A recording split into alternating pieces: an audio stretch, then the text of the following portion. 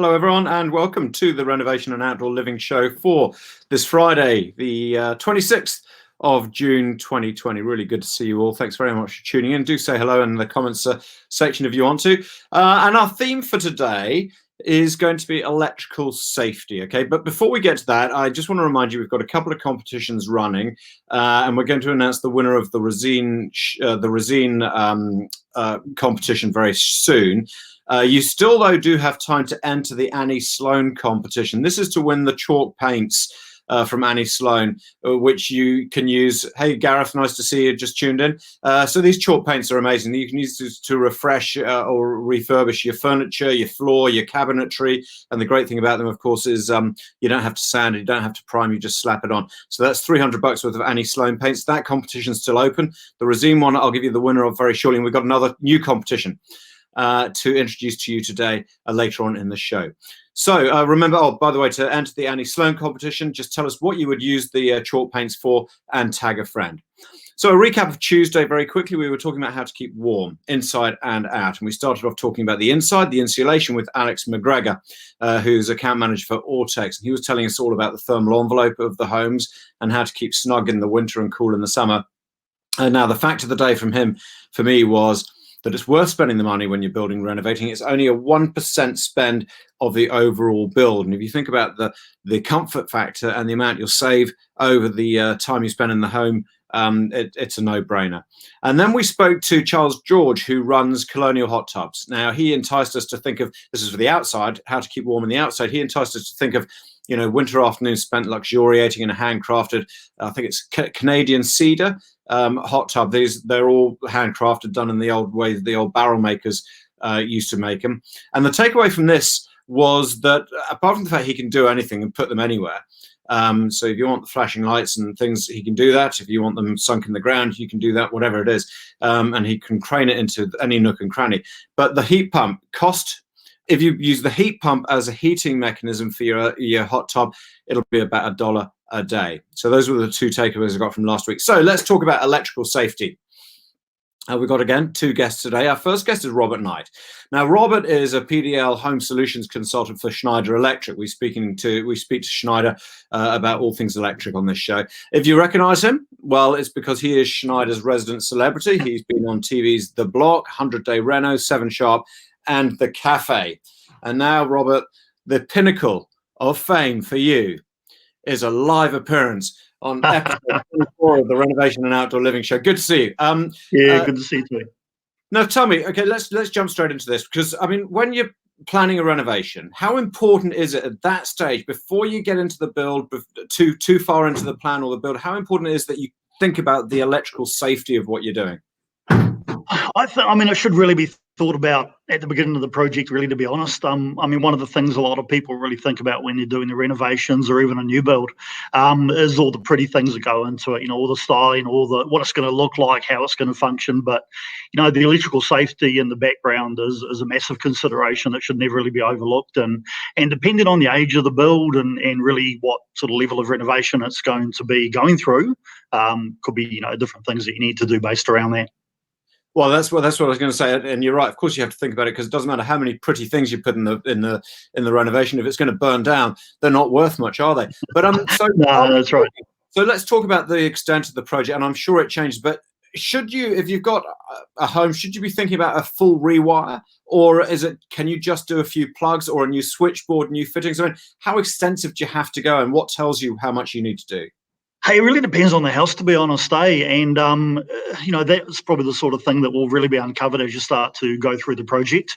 You know, to be honest, you know, some of the older homes around New Zealand, and it doesn't have to be back in the old villas and stuff, but, you know, even some of your homes of the sort of 70s and 80s, you know, there's not a lot of modern protection really in the switchboards. And, you know, look at those ones on the screen now. I mean, to be honest, if you've got that in your house, you probably need to be thinking about giving an electrician a call just to make sure these things are safe. You know, one of the big considerations, I mean, you probably recognise a lot of those things in those images, the old the old fuses, which had the bit of wire inside them. And, if your lights go out, you had to go and figure out which one it was. And you had to wind a little bit of wire around that just to make sure that it worked again. But, even when you think about how that can possibly be, it may not be the correct fuse wire that you put in there. To be any house that's got fuses still, you seriously need to have a chat to the electrician about how that can be done a lot better. And we no longer know which fuse wire to use. I mean, we've still all got it in the man drawer. This random old coil of fuse wire around a bit of cardboard, don't we? So this introduces this concept of RCDs, which have become pretty commonplace nowadays. Circuit breakers, I guess, is how I would think of them in a simplistic way. I mean, are they a must-have for everyone, or are you still allowed to use the old bits of fuse wire? No, not in any modern sort of builds now, to be honest, Dave, because we've moved on way beyond that now. So, I mean, the ones you see on your screen there are the RCD PowerPoints. So, a lot of people may recognise those. They're usually in your bathrooms and your wet areas. The old shaver socket that's been around a long time, and, you still see them from time to time. But, there's actually a better way of doing that now. You don't have to use these devices anymore. In a modern switchboard, all of that safety protection is actually on the switchboard. So that is what you want your switchboard to look like. This is modern circuit breakers, RCD, which is electrocution protection. And we've got a brand new product that we're going to talk about very shortly too, which is a very, very interesting addition to the switchboard. So this is the new thing. See, I look at that and I think, well, when we're in a 70s house here and the whole thing needs to be redone. But the one thing we did do when we moved in is we had the electrician in, and he put in a switchboard, a bit like what you've just seen there. But we haven't got anything which we're about to talk about. So I get the RCD. That's your circuit breaker. But now tell me about it. What is it? It's called the arc fault detection device. Yeah, that's right. And how does it differ?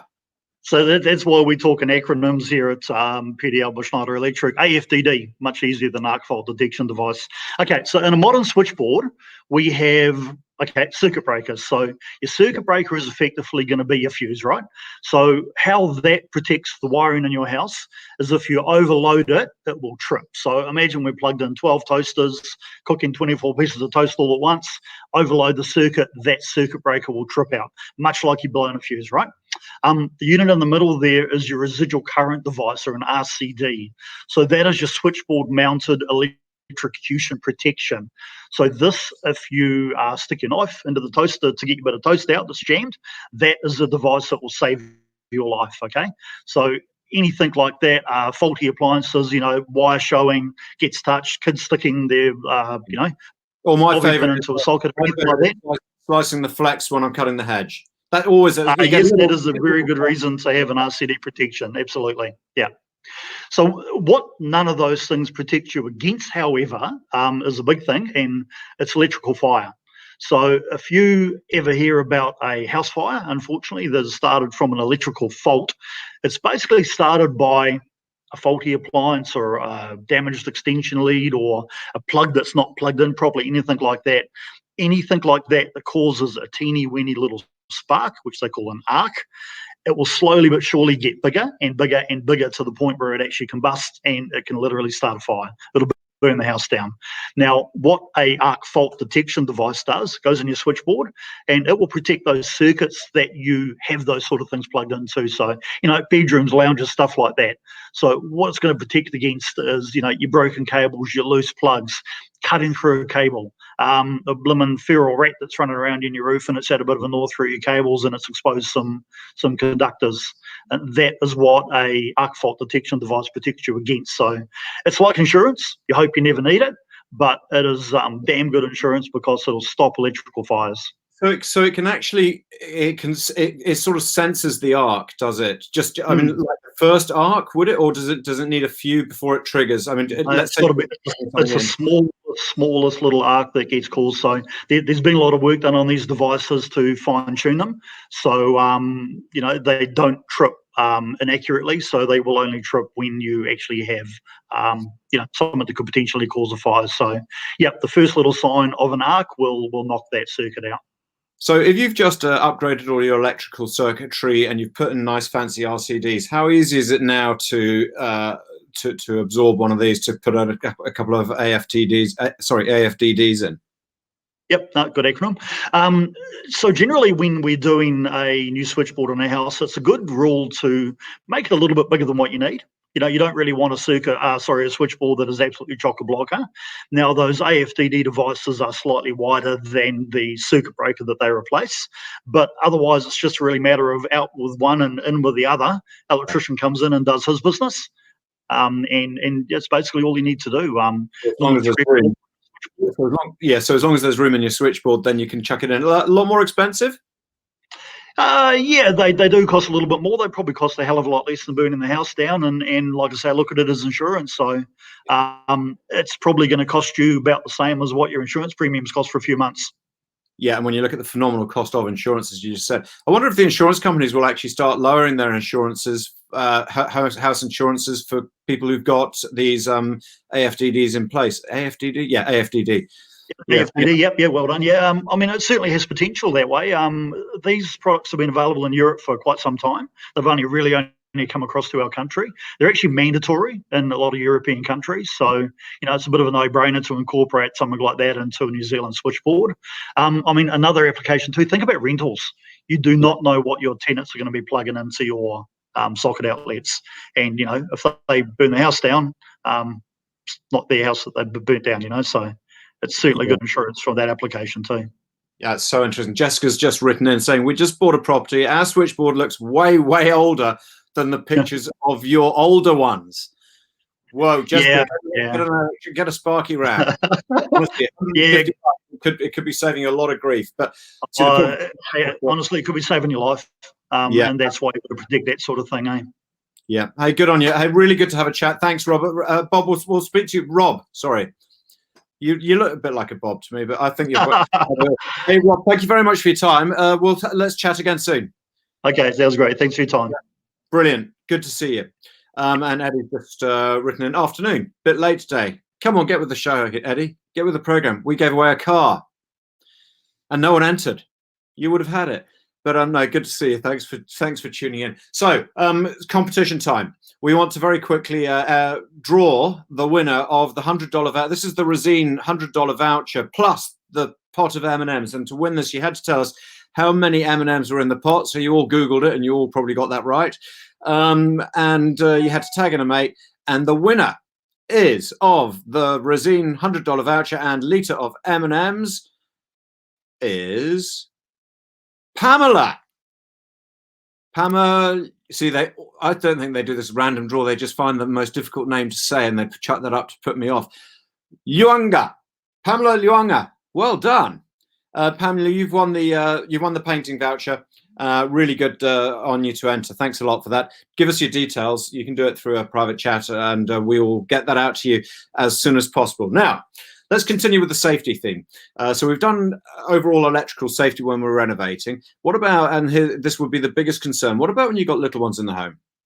And the number of, in an everyday home, the number of potentially deadly hazards there are. Every parent or caregiver right now is nodding and rolling their eyes or thanking the fact that their kids are no longer of that age, because it is something which you have to be so aware of. Thankfully, though, there are people around, like our next guest. Now, Carolyn Ziegler, who's come to the rescue for a lot of us.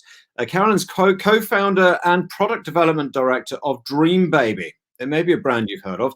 It makes dozens of child safety products, sells them in more than 100 countries across the world, including in New Zealand. I think Dream Baby's in all of our main sort of supply chains, all of our main DIY stores, etc.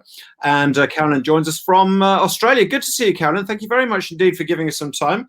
So where are you? I'm in Sydney, in Bondi Junction.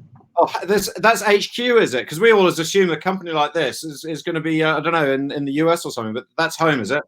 Correct. We have offices in the UK and the USA, but head office is right here in Sydney. So, I mean, you've built a really powerful and very well-respected brand. So how did this all start for you? Long time ago. We've been in safety for many, many years. Dream Baby actually turns 22 in August, and I was a teacher and had an education background. We were thinking about children at the time. My husband was in importing, and natural blend. We started developing products, and it just grew from there to 900 products. 900 products. Now, what's so interesting to me is that, I mean, I'll bet, although you're overseeing this and you're running the whole thing, you also call yourself the product development director. So your real passion is about new ideas, developing these ideas, looking for new problems to solve. Correct. We've got a really good team which I run, and my team are very careful about listening to what our consumers need. It's very easy to come up with ideas or think of things, but it's obviously got to be to meet a need. So for us, it's more important that we listen to the questions that we're being asked and we then work at it. Now, obviously, there's a lot of work that goes into it. It doesn't mean that we can come up with something in a day or two. Sometimes it takes years, sometimes not possible, because we also have to make them commercially viable. We want to be able to supply our products at affordable prices to our consumers.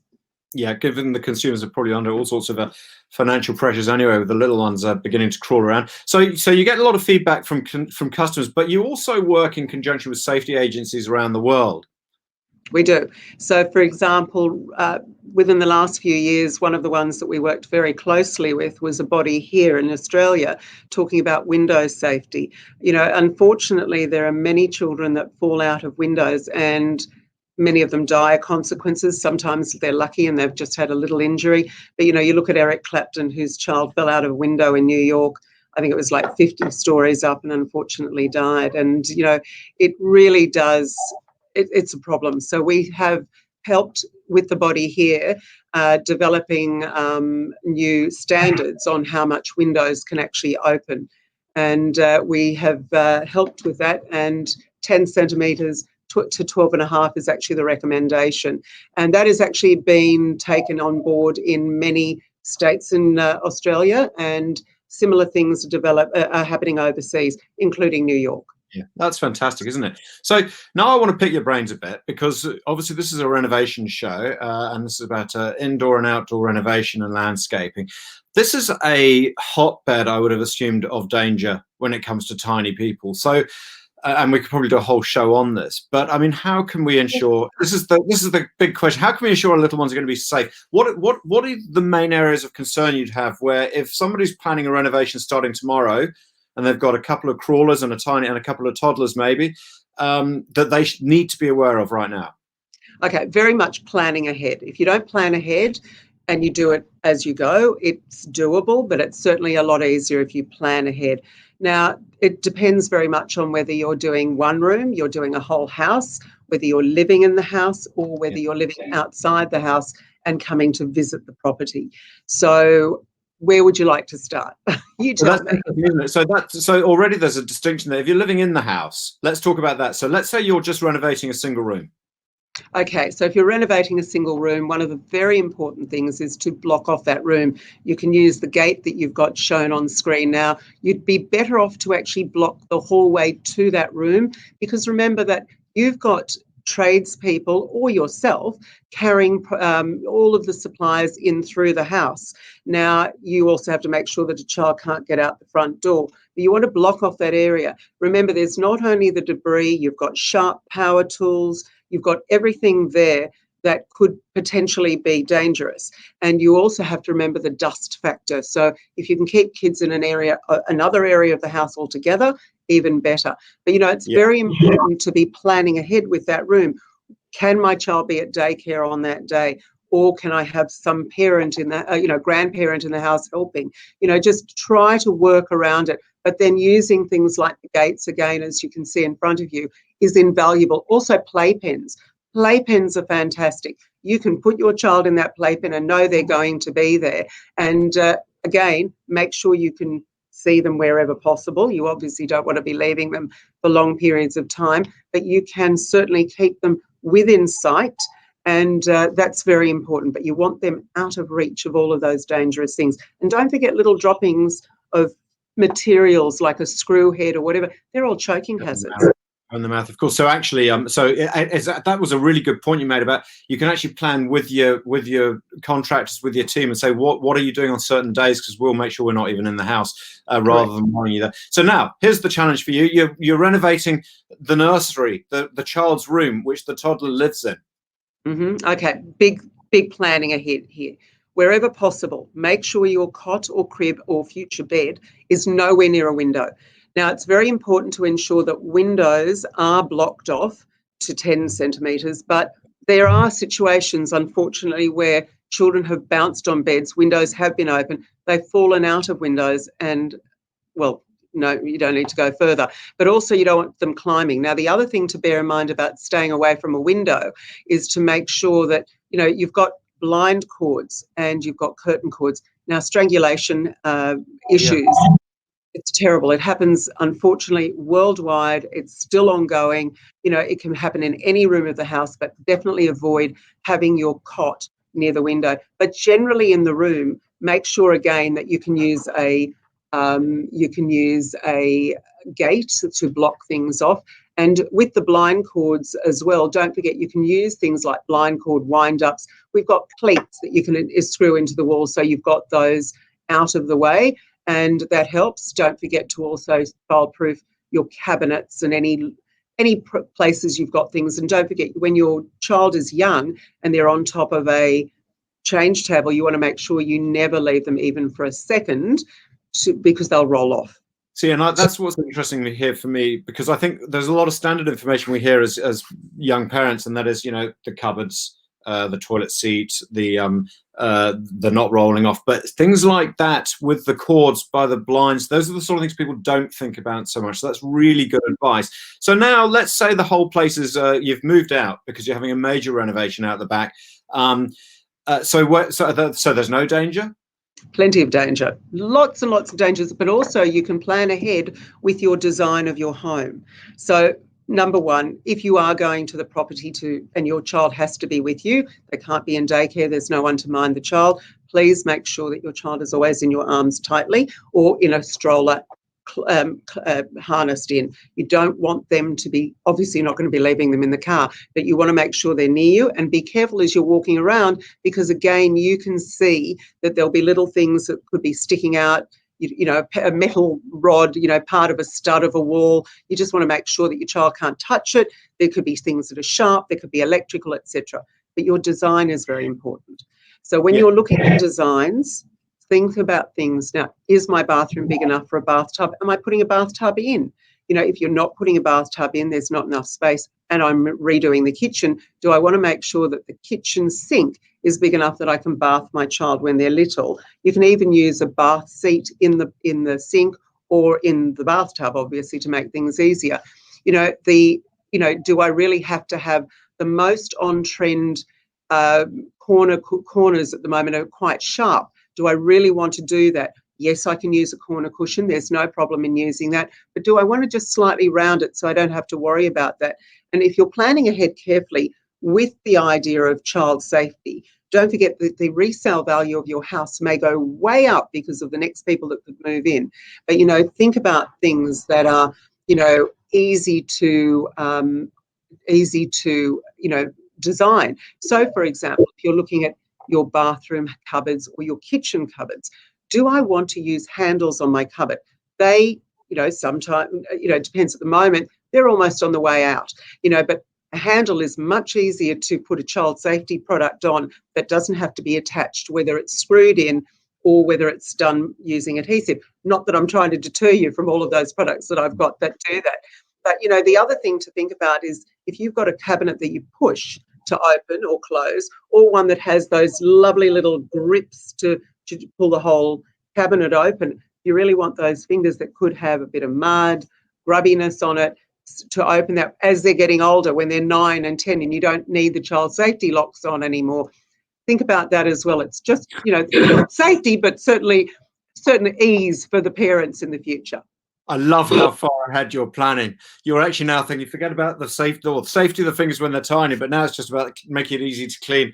Hey, look, we've only just scratched the surface, Carolyn. There's so much I know that you've got that you can share with us. But because I mean, we haven't even talked about the landscaping or the swimming pools, which is such an obvious one. However, the good news there is I think both Australia and New Zealand are very much across the safety there. But maybe we'll do that. Maybe we'll do the outdoor safety on another day. Pleasure. Really good to have a chat. Thank you so much for joining us all the way from beautiful Bondi. That is Carolyn Ziegler, who is the founder and boss at Dream Baby. Really good to see you. Now, and actually, Karen has also given us, we saw a lot of good shots of that gate, the baby gate, and she's given us one of those to give away. So this is our new competition. Here you go.